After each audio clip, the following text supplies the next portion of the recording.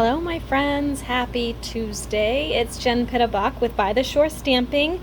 I am here to share with you a super simple card today, but I feel like it's super stunning. So have you guys ever been at the beach? And actually I was kind of inspired by some pictures I saw on Facebook the other day, but you're at the beach like at sunset and like things are silhouetted, they almost look black against like the really bright sky. So that's kind of what I want to recreate here, and it's super simple, you guys. You can do this card probably in 5 minutes or less. It's very, very easy. So I'm going to use this really fun sun-kissed stamp set from the holiday catalog. It doesn't look very holiday, but it does have a sunny season's greetings, so I'm thinking I may use it as one of my holiday cards for this year, but we'll see. I usually might make multiple different styles just because I get bored of making the same one over and over again, and I do send a lot of cards, so I thought this might be an option for holiday cards this year. But I am going to go ahead and share with you how to do a really super simple sunset card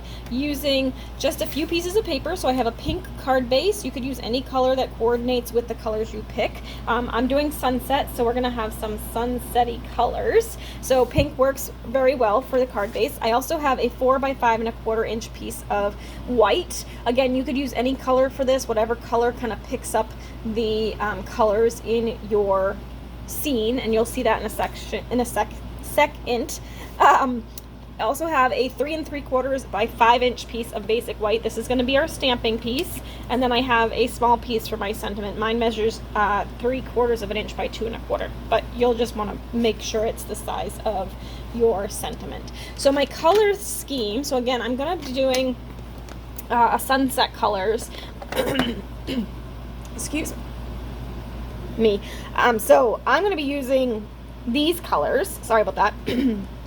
I just had to pause that for a second because I just choked all by myself. All right, so Saffron, Calypso Coral, and Blushing Bride are the colors I'm using. I'm also adding in Crumb Cake because we're at the beach, so we need a little bit of sand at the bottom here. So what we're going to do is, you could use washi tape to kind of secure it. I'm just going to kind of keep my hand on this, but I'm going to use this tree image as my silhouette, and I like to do this part first. So I'm going to go ahead, it just gives me my guidelines for where my colors should go. So I want to make sure that your ink pad has lots of good black ink. So you don't want like a dried out black ink pad. You want something that's super crisp and clear.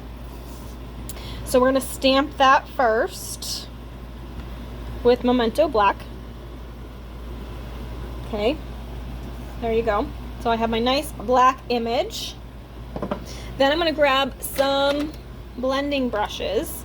So I'm using, again, one for each color. You can see I kind of cleaned mine off. They're still a little wet, so the colors are showing through, but they're not transferring the ink. So I can still use these. I think I used the brown one twice. So we'll just try and figure out what colors I used here. This, I believe, is the pink one. And then this was, I think that was yellow, and I used it for Crumb Cake. So we'll use this one for yellow, which this one's clean. It doesn't look like it, but it's clean. So that will be yellow, and then this will be the coral. Okay, so you just want a different one for each color. And again, you can clean these off. They'll still be stained a little bit. I think probably if I had spent more time on them, I could have gotten them completely clean with a little bit of like warm water and soap. But I just kind of rinsed them out and let them dry, and they're fine. So let's start with our Crumb Cake ink. So I'm going to go ahead and pick up some Crumb Cake ink. Now the trick with this is to start off the page because you don't want a big blob. Right, and then you're just going to add some color in circles. Now you'll see, like, because you kind of do that circle, you're getting more color in the middle, I mean on the sides, so I tend to like to start in the middle every once in a while just to kind of even that coloring out. And I'm going to pull this up to right around here. So that looks good. And we are going to kind of marry the colors together a little bit. So there's my Crumb Cake. Now next we're going to add a little bit of yellow. I'm using So Saffron. You could use a brighter yellow if you want.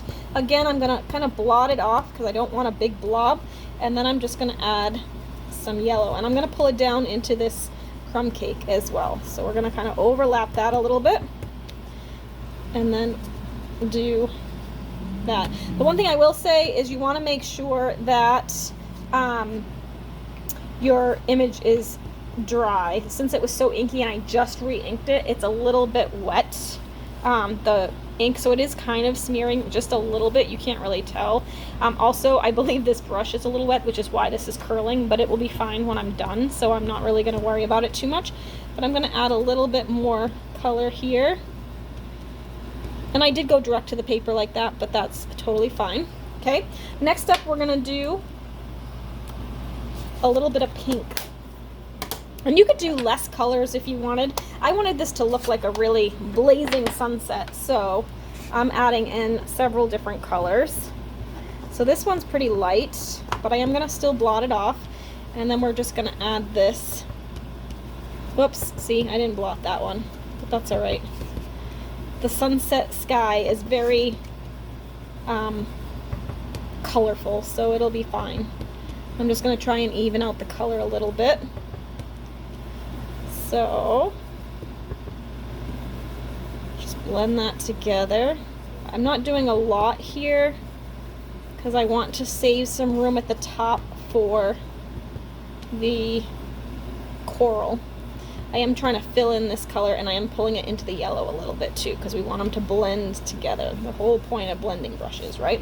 What I love about this technique too is they all look very different, which is kind of cool. All right, so our last one is Calypso Coral. You could certainly use more pinks too if you wanted to use like a Melon Mambo, or what else do we have for pinks over there? The polished pink. Those would all be really pretty too. So this one's going to be really dark, so I'm going to make sure I blot it off a little bit and then just add some color here. And then for a little trick, I'm going to do kind of like, I kind of figured this out by accident, but I want it to look like the sun is back here. So what I'm going to do is I'm going to do a little blob right there. Okay. And then I'm going to blend that out. So it's going to look like a big orange ball right behind my tree there. But I want to make sure I blend that well. I'm going to make it a little bit darker. And then we'll blend it out in rings. You know how the sun kind of looks like that when it's going down? I could have probably put it a little bit lower too. But it's all good. I like it. It's just coming down behind the tree.